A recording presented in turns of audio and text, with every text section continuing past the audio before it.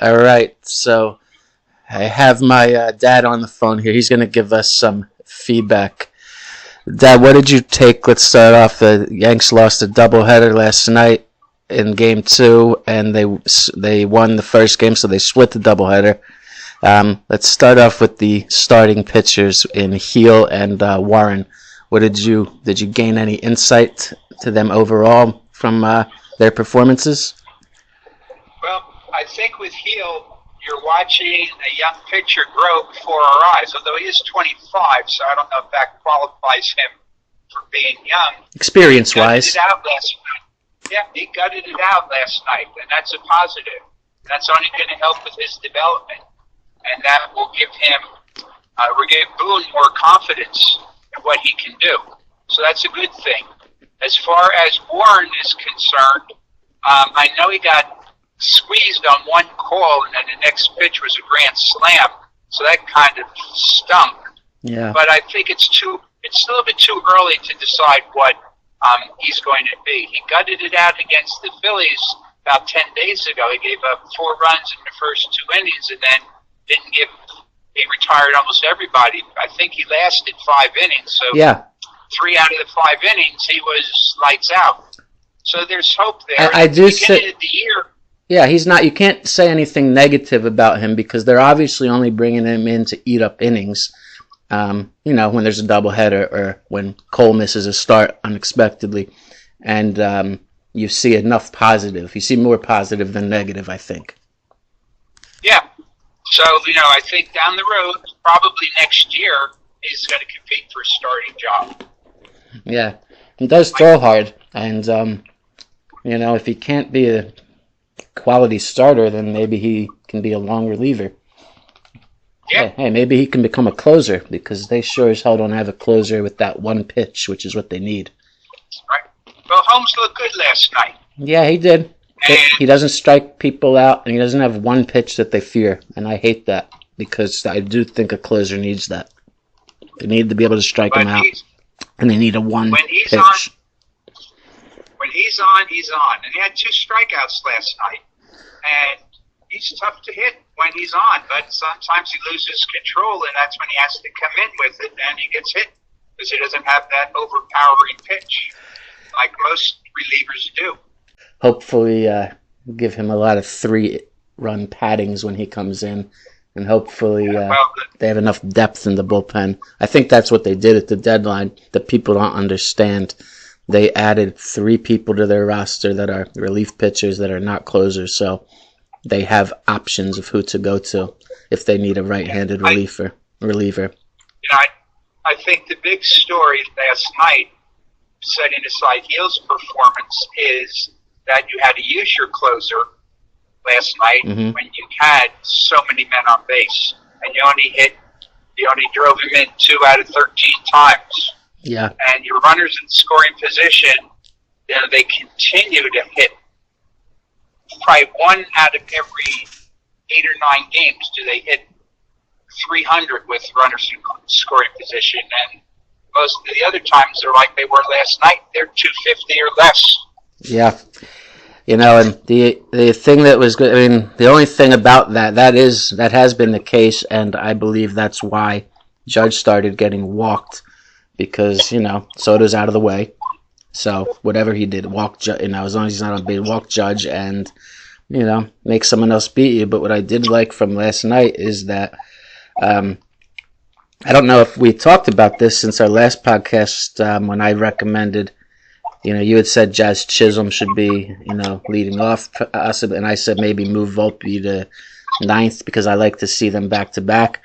Well, they went back to Verdugo at leadoff, and it looked like a good choice because Verdugo hit the ball, and he hit 2 rocket doubles, and Chisholm struck out, I think, 6 times on the day, but he was batting 5th, and Volpe was batting 6th, so they didn't touch Volpe, which is, like we said, that's why you don't want to put him in leadoff. You don't want to immediately put pressure back on him, but they do have him in tandem in the batting order. I like that. And Chisholm did get on once, and LeMahieu drove him in, and it was definite. He was on second from a double that would have been a single for 8 out of 10 batters. and then 9 out of 10 base runners don't make it home without a throw like he did on LeMahieu's single that I think he ended up on second from. Yeah. Well, but they were getting contributions from the other players, which was good to see, and they left people on base because they got a lot of hits. Right. So at least, and it was not from Soto. And Judge did well, but Soto went 0 for 4 in game 1. He walked once, but Austin Wells had 2 hits. Volpe had an RBI double. Grisham got a hit.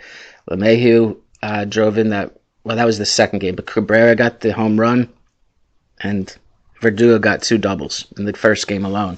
So they 9 hits, 5 runs. I mean, it's not awful. The second game was much worse. And a bunch of walks too. Yes, 7. Yeah, there's not much you can say about the second game other than the bullpen came up with 6 scoreless innings. Yeah, that's significant, and yeah. And like I said, and I hate looking at Warren's ERA being above 11 because I think that people are gonna, most people, if they're not following them, they're gonna think that he is what his stats say. But I just want to tell people, you got to watch this kid and understand what his role is right now. He is maybe the last man on their roster, and they're not. He just is a emergency starter for unexpected situations, and he could be doing worse. Even though his ERA is 11.17, he actually was very close to getting out of a jam last night with 1 run instead of 6. He hopped onto the Scranton Wilkes-Barre train last night after the game, so we probably won't see them unless we have another doubleheader somewhere down the road. Right. Because with all the guys coming back, you have a spot starter. Somebody could go 2 to 3 innings if you want to do a bullpen game. Somebody like Birdie, Poteet, who have pitched in starting roles. You have Hamilton potentially coming back, and maybe Scott Efros, and they're going to have some decisions to make because they're going to be loaded in the bullpen if these guys pitch to where they were pitching before they were sent down, which is always a big if. Yeah. Well, I mean, they do have depth. If everyone gets healthy, they have a lot of choices. It's not. I would not want the job of picking my playoff roster because they have a lot of choices. And I guess you must, if you're the Yankees, you want to be able to count on your offense and carry fewer bats and more relievers. And right. For that, at least, like I will say, even in the loss last night, they still got 9 hits in the loss. And I don't know if you know this, but Volpe didn't get a hit, and it broke a 10-game hitting streak. He's the only starter that didn't get a hit last night. Okay. So he's also LeMahieu got 2 hits. No one else got more than 1. So yeah, they all got hits and went 1 for 4, 1 for 5. Judge went 1 for 3. Actually, Judge is right there out of nowhere. He's in contention for the Triple Crown again. Right. Well, Bobby Witt had 4 hits last night, and I think that puts him up to 345 or something. He's pushing for 350. I don't think not enough games for Judge to catch him. No, Judge isn't going to catch. I was more thinking that Witt's going to fall off because who hits 350 these days? And he's a power hitter. It's like, but is he related to the Yankees? Was it Witt? Was it Mike Witt? His dad was a pitcher, and I think he might have pitched the tail end of one season for the Yankees. Okay. Yeah. So that's Bobby Witt Sr. Okay. I think it was a very. I may be wrong on that, but it was. I think you're right, Bobby Witt Sr. I think he did. He was old. It was a short time. Yeah. Not long. Yeah. Well. So yeah, the other thing has been consistent all year is pretty much the Yankees' defense. If you look at the box scores, they go 4 and 5 games routinely without having an error. And if they have one, it's a throw by the catcher. It's not anything that really impacts the scoring, which I just think is other than. But if you look at Volpe and Torres, they both have, I think, 11 or 12 errors apiece. Well, you certainly aren't going to hear much about that the way sports are covered today. That's for sure. I never hear anyone talk about defense. You see they squeeze in the great stops and throws, which have become almost routine, but they don't talk about the low errors. But you're right. They have a hand, and even Chisholm is a third who's never played there. He made that tag the other day where I think it was Guerrero Jr. tried to steal third. No one was covering, and he sprinted to the base, caught the throw from the catcher like a wide receiver, and put down the tag. And he wasn't even covering the base. That's and then Volpe's a Gold Glover last year, right? Yeah. So LeMahieu can play anywhere, and we know what Torres is. Originally was a shortstop. They pump up Gunnar Henderson of the Orioles as a great shortstop, but the last time I looked, he had 18 errors. Yeah, he's a great hitting shortstop. He's one of the, So I was about 10 days ago. I don't know if he's had any since then, but that's an awful lot of errors for a shortstop. Yeah, it is. It is a lot of errors. Henderson, I had mentioned, the leadoff spot. The reason I liked the idea potentially of having Chisholm there is because he does have a little power, and I see teams like, the Yankees Orioles are tied. They're half game back from the best record in baseball because the Phillies have the same number of wins and one fewer loss, I believe. I think you're right. But they both, Henderson leads off for the Orioles, and Kyle Schwarber leads off for the Phillies, and they're both in, I think, the top 10 home runs in the majors. And I think Henderson has 28. Schwarber's high 20s too. Yeah, I mean, he had three last night, and that's the second time this year he's hit 3, I believe. Yeah, it's I like to see. I don't know if it's. I definitely would rather see somebody with a good on base percentage rather than power at the leadoff spot. But they just don't have that. Right. The only thing you could do is lead off Soto. Yeah, bring back. Yeah, that would be great. I'm sure he would just with his good eye, he'd still be able to get on base with a 250 on base percentage without swinging the bat. Yeah. Well, maybe they can have a test run, have Henderson and Stanton run, and whoever wins the race gets to play. Well, Stanton broke his bat last night with a chance to drive in a run. He left a small village on base himself since he's been back. Oh, what else is new? I mean, but some people's take is that you expected that when he gets back. You had made the point that he never, like people come back just like Cole, right? He's coming back, and I say 8 starts, and should you be worried? And you say he's working his way into being in shape, whereas Stanton comes back.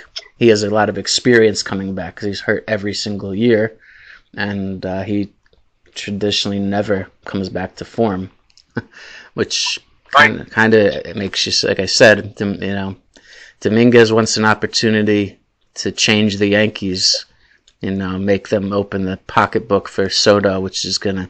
I still don't think that's a done deal like everyone else is assuming. No, it's not. I mean, people, when they started the season, the narrative was there is 0 chance the Yankees sign him. They gave up little for him, and they want to go for it 1 year, and they're not re-signing him. Dominguez will take his spot.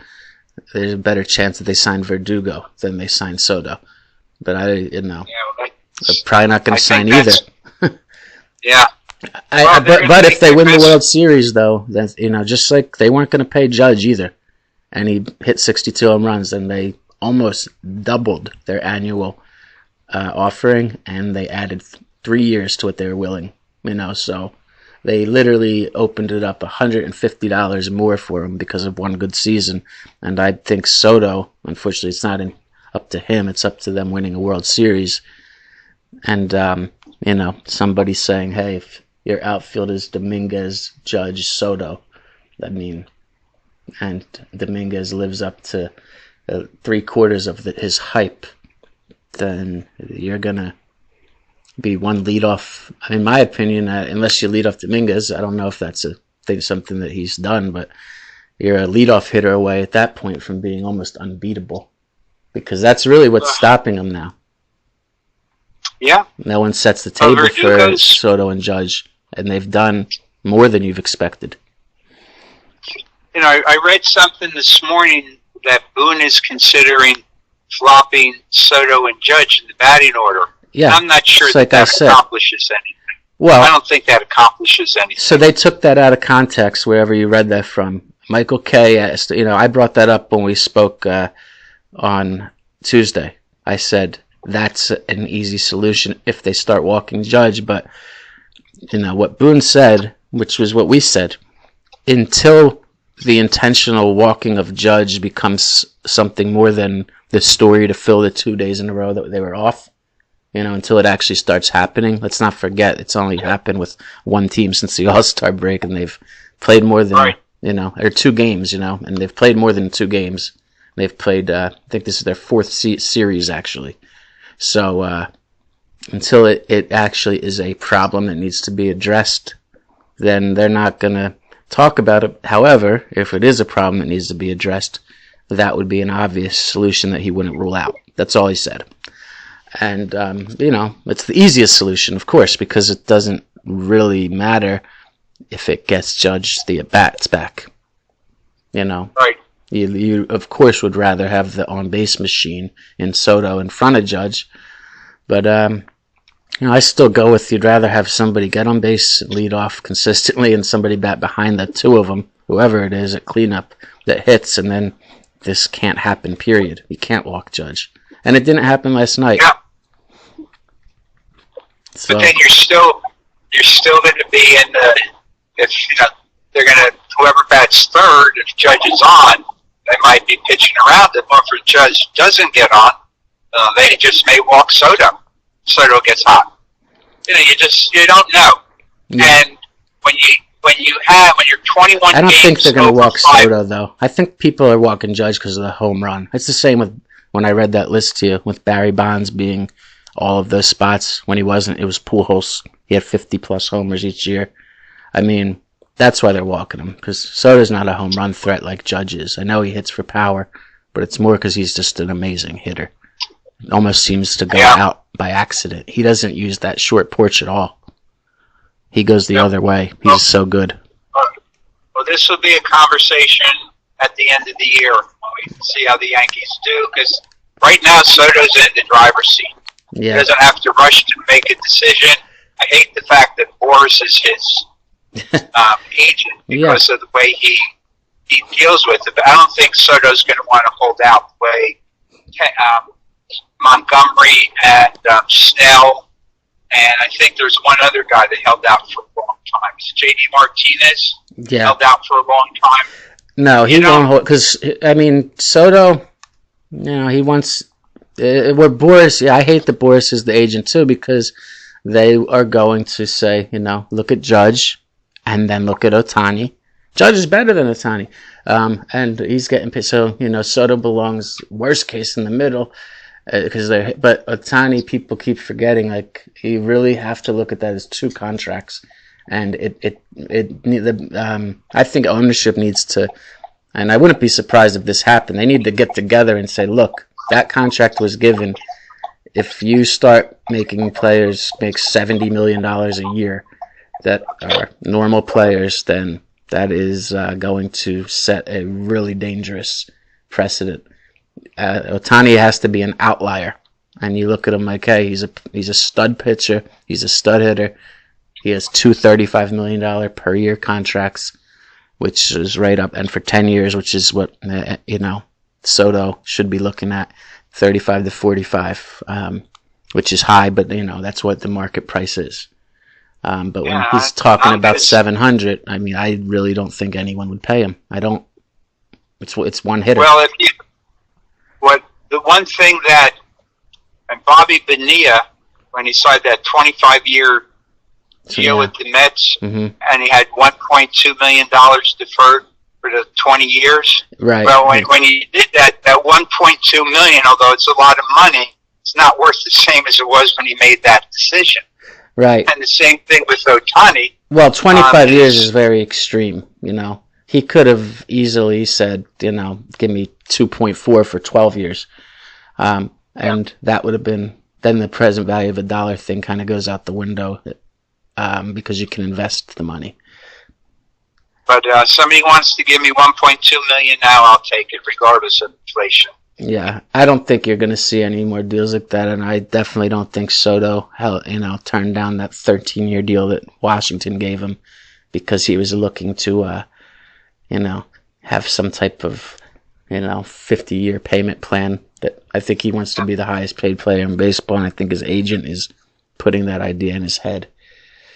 I'm going out on the limb to say Soto's going to get 10 years for between 45 and 50. Yeah, I think he's going to get 13 to year. 15 years. I really do. I think that's going to be his, because he's 25. Judge if you want to compare him to Judge, even though they're a little different types of players, they're very similar.